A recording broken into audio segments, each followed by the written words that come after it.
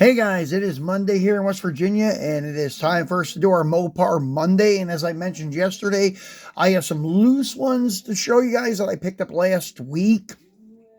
Just like the box of 20 we cracked open, I had another box of 10 coming from the same person, and I ended up getting rid of a couple. I forgot to make a video on that 10 car box or 11 car or something like that. But anyways, I do have the Mopars. We're going to take a look at them.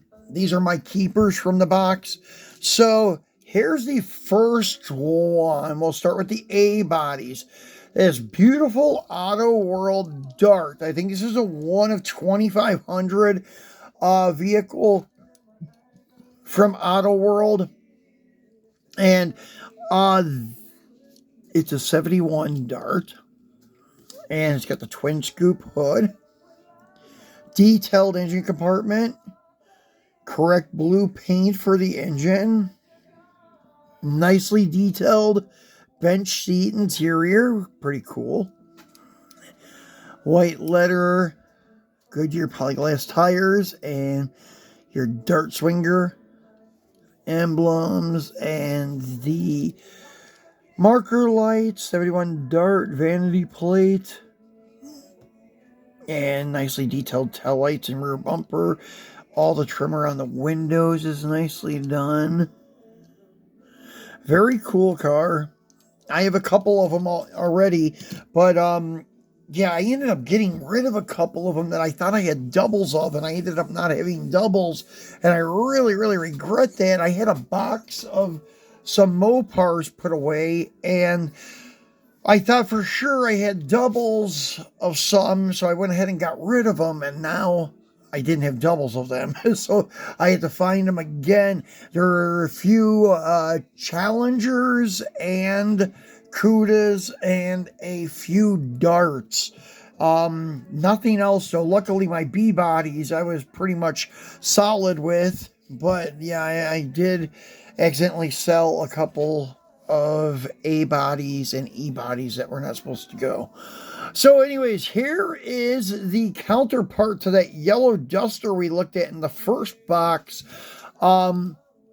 This is a cool casting. It is the 71 Dodge Demon, and it looks really cool. The wheel opening, the way they casted it in the rear, is a little bit off, but still yet it's not that bad.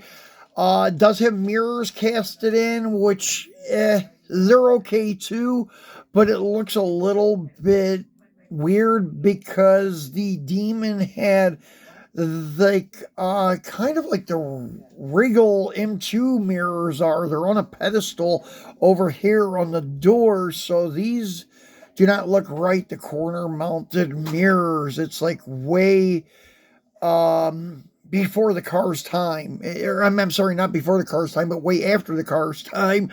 Those style mirrors didn't come out until like the 80s, maybe even the 90s. But besides that, I mean, the cars are cool. I have a few more Demons. I think like 3 or 4 more Johnny Lightning 71 Demons. Because if you want a Demon, well, this is all you got to choose from besides the Hot Wheels one. And the Hot Wheels one, well, you don't have any realistic stock looking models, and that's what I'm going for when I'm collecting my Mopars. I heard somebody was coming out with a 72 Demon. I thought I heard it was green light, but now I cannot find any information on it, and I heard it was supposed to happen last year and it didn't, so I don't know what's going to happen with that. I'm still keeping my fingers crossed that Greenlight is going to release a 72 Demon, because nobody has done the 72. The only difference is the grill. The grill is opened and it has different marker lights, but with a die cast it's hard to tell. Like, for example, like the 71 has recessed marker lights, and then the 72s, along with every other Mopar, has the same marker light where it sits on top of the panel. It's not recessed. Nice detail under the hood, except they did paint the motor compartment black. They should have made it yellow, because it's a Mopar, not a GM. Even the inner fenders aren't really designed right. They're rounded like a full frame car or well, like a subframe car, like a GM, but that's how the Mopar construction was. Exactly how Autoworld did it with the squared, uh, off kind of inner fenders. All right, so moving on to the B body. I'm glad to get this one because I did not have many 70 Super Bs. I think I have 3, so this will be number 4. The new ones that they're releasing are not that great. I've seen some videos on them. I haven't bought any any from the last couple years. This one I bought, but it came out probably in 2016 or 2017. What I've seen people posting is that it's the rear tail panel, but it no longer has any tail light lenses in it. It's just a blank panel. So, and as I pointed out with the Roadrunner last week, I think it was, the Roadrunner no longer has any kind of acrylic lens. It's just painted in the little square area of the tail light, and it's crudely done too. So, yeah, sad to say that M2 is really cutting back on their stuff and raising the prices too. It's crazy.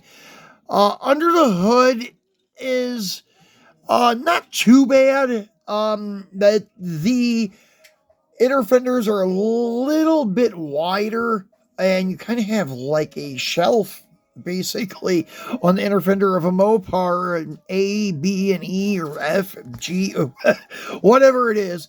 They're all the same the way the body is constructed, the unibody construction. The fenders, the inner fenders are, I don't know, they have like a 6-inch wide ledge here, and then it drops down, and then you have your area where your K-frame is down in the bottom and stuff. But anyways, yeah, it's not bad because they did paint it the same color as the car, which is cool. But yeah, the design is a little off, but it's still not too bad. Not gonna complain that much because it still looks pretty good under the hood. And the doors do open on this casting, and they're not too bad aligned. They stick out a little bit. Well, this one sticks out a little bit, I should say. But the gaps overall are not bad at all. Looks good with these Magnum style wheels, but they're more, I don't know, they kind of look more like a Krager almost than the Magnums. Little Super B badge there on the front area of the hood. Always love the front ends of these cars with the dual wraparound bumper around the grill. It looks awesome. So we have Autoworld producing a 68 now, which is really cool. Now I wish somebody would do a 69 that's true to scale. I know Johnny Lightning has one and it's nice, but it's a little too small. And Hot Wheels makes one too, but I think it may be close to scale, but they put like, I know, the offset style wheels on it where you have short diameter in the front and large diameter in the back. I just don't like that look. I mean, it's cool for Hot Wheels, yes, but when you're trying to make dioramas and such, it just doesn't look good unless you're going hot rod with everything. So this is the counterpart to the white Challenger that I have that I showed you guys a few times from Autoworld. It's white and the plate says VP because it's from Vanishing Point. It's supposed to be the Vanishing Point Challenger. And this one was on the package. It's Hemmings motor muscle something. And there's your vanity plate for that. And then the detail that Autoworld does on their cars is fantastic. I know in some cases, some people have said that they started cutting corners on some stuff, and they may have. I know they cut back on their presentation with like their boxes, packages, and so forth, but the cars still tend to be good, except I am noticing more paint flaws than I used to over the past like year or two. But this one is from, I think, like 3 years ago. I like this green. I forget what it's called. Like, I don't know, some forest green, Sherwood green or something. I know one company called it, or one car manufacturer called it Sherwood Green, but I'm not sure if it was Mopar or GM or what. I know those 69 Chevys that had this darker green, I believe they referred to it as British racing green, but I'm not sure on the Mopar. But it is more of a conservative type color, not the high impacts that really pop on these e-bodies. Really cool car. So those are the four. Those are the four new e-bodies. Not e-bodies, but four new Mopars. One e-body, one B-body, and two A-bodies that I added to my Mopar lineup. I have a huge amount of B-bodies. Well, at least for me. I know probably some of you guys got me beat. I think I got 106 or 107 B-bodies now. And the E-bodies is only like 30, I think, maybe. And then the A-bodies, I don't even think I've cracked 20 with the A-bodies yet. So, yeah, I'm kind of moving slow on collecting A and E-bodies. The B bodies are a little easier to come across. I'm just a little picky on mine because, as I mentioned, I try to get stuff that looks like a stock muscle car that came off the showroom floor back in whatever it was, 1970, 1971. And I try to get them all as close to scale as possible. That way they all fit in with one another in my dioramas when I do pics and different layouts and things like that. So, anyways, guys, that's it for our Mopar Monday. I'm not sure when we'll be back. The latest will be Friday for our Free It Friday. But if something else pops up, we'll take a look at it during the week. So, thanks for watching, guys, and have a great week.